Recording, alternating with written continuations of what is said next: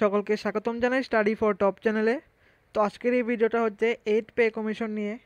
এখন বর্তমানে সরকারি কর্মচারীদের মহলে এবং পেনশনারদের মধ্যে সবথেকে একটা আলোচনার বিষয় হচ্ছে যে 8 পে কমিশন সংক্রান্ত বিভিন্ন আলোচনা। তো আজকের এই ভিডিওটা হচ্ছে স্পেশালি 8 পে কমিশন নিয়ে। তো সকলেই ভাবছিল যে এবছর হয়তো বা ডাবল অথবা এর থেকে বেশিও ডিআরএস অ্যামাউন্ট বাড়বে। তো ইতিমধ্যেই একটা অর্গানাইজেশন রয়েছে, ফাইন্যান্সিয়াল একটা অর্গানাইজেশন রয়েছে, যেটা তাদের রিপোর্টে বলেছে কিনা এই বছর হয়তো বা কর্মচারীদের হতাশ হতে হবে বেতন বেতন বৃদ্ধি নিয়ে। তো যতটা তারা আশা করছিল হয়তো বা ততটা নাও বাড়তে পারে। তো কি বলেছে তাদের সেই রিপোর্টে, আজকের এই ভিডিওতে সেই রিপোর্টটা দেখাবো। তো এটা হচ্ছে তাদের সেই পেশ করা রিপোর্টটা, যেটা আমরা বাংলায় ট্রান্সলেট করে রেখেছি। প্রথমে বলা হয়েছে যে কেন্দ্রীয় সরকারি কর্মচারী এবং পেনশনভোগীরা অষ্টম বেতন কমিশনের জন্য অধীর আগ্রহে অপেক্ষা করছে। তারা কিছুটা হতাশ হতে পারেন, কারণ একটি নয়া রিপোর্টে দাবি করা হয়েছে যে যতটা মনে করা হচ্ছিল ততটাও হয়তো বেতন বা পেনশন বাড়বে না অষ্টম পে কমিশনে। যে বেতন কমিশন 2026 সালের জানুয়ারি মাসে থেকে কার্যকর হওয়ার কথা, যদিও আপাতত কেন্দ্রীয় সরকারের তরফে এটাই ঘোষণা করা হয়নি যে অষ্টম বেতন কমিশনে কে কে থাকছেন অথবা কবে গঠন হচ্ছে। Kotak institute of Kotak institutional ইকুইটিজের একটা সাম্প্রতিক রিপোর্ট অনুযায়ী অষ্টম বেতন কমিশনের ফিটমেন্ট ফ্যাক্টর 1.8 হতে পারে। সেক্ষেত্রে কেন্দ্রীয় সরকারি কর্মচারীদের বেতন বাড়তে পারে মেরে কেটে 13% মতো। একইভাবে পেনশনভোগীরাও 13% মতোই বাড়বে। প্রাথমিকভাবে একটি মহলের তরফে দাবি করা হচ্ছিল যে বেতন একবারেই 30% বৃদ্ধি পাবে। নয়া রিপোর্ট যদি শেষ পর্যন্ত সত্যি হয়, তাহলে তারা রীতিমতো হতাশ হবেন পেনশনভোগীরা এবং যে সরকারি কর্মচারী রয়েছেন।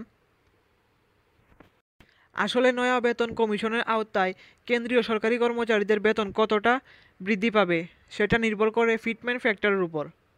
কেন্দ্রীয় সরকারি কর্মচারীদের বর্তমান যে বেসিক পে আছে, সেটার নিরিখে নয়া বেতন কমিশনের তাদের বেসিক পে কত হবে তা হিসাব করা ফিটমেন্ট ফ্যাক্টরের মাধ্যমে।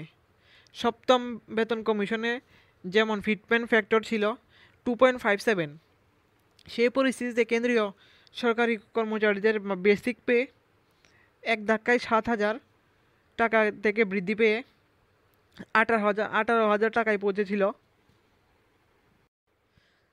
তবে একটা জিনিস মাথায় রাখতে হবে যে ফিটমেন্ট ফ্যাক্টর 2.5 ছিল, মানে কেন্দ্রীয় সরকারি কর্মচারীদের বেতন 2.5 গুণ বৃদ্ধি পায়নি।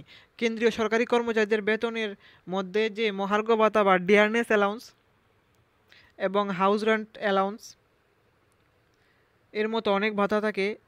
বেসিক পের সঙ্গে সেই সব ভাতা যুক্ত করে কেন্দ্রীয় সরকারি কর্মচারীদের মোট বেতন নির্ধারণ করা হয়। আর ফিটমেন্ট ফ্যাক্টর হিসাব করা হয় বেসিক পের মাধ্যমে। অর্থাৎ একবার যদি ফিটমেন্ট ফ্যাক্টর 1.58 হয়, তাহলে বর্তমানে যে বেসিক পে আছে তা নয়া বেতন কমিশনে 1.58 গুণ বৃদ্ধি পেতে পারে। তথ্য অনুযায়ী সপ্তম বেতন কমিশনে কেন্দ্রীয় সরকারি কর্মচারীদের বেতন বেড়েছিল 14.2%। ষষ্ঠ বেতন কমিশনের বেতন বৃদ্ধি পেয়েছিল 54 অর্থাৎ 54% মতো। আর অষ্টম বেতন কমিশনে কত শতাংশ বেতন বৃদ্ধি পাবে তা নিয়ে বিস্তর জল্পনা চলছে। বিষয়টি নিয়ে কেন্দ্রীয় সরকারের তরফে কিছু অফিসিয়ালি জানানো হয়নি এখনও। যেটা যে রিপোর্টে বলছে, যদি এটা সত্যি হয় তো তাহলে অবশ্যই হতাশ হবেন কর্মচারীরা।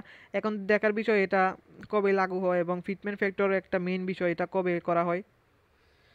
তো আজকের ভিডিওটা এতটুকুই। এরকম ইনফরমেটিভ ভিডিও সবার প্রথম পাওয়ার জন্য সাবস্ক্রাইব করুন আমাদের চ্যানেলকে।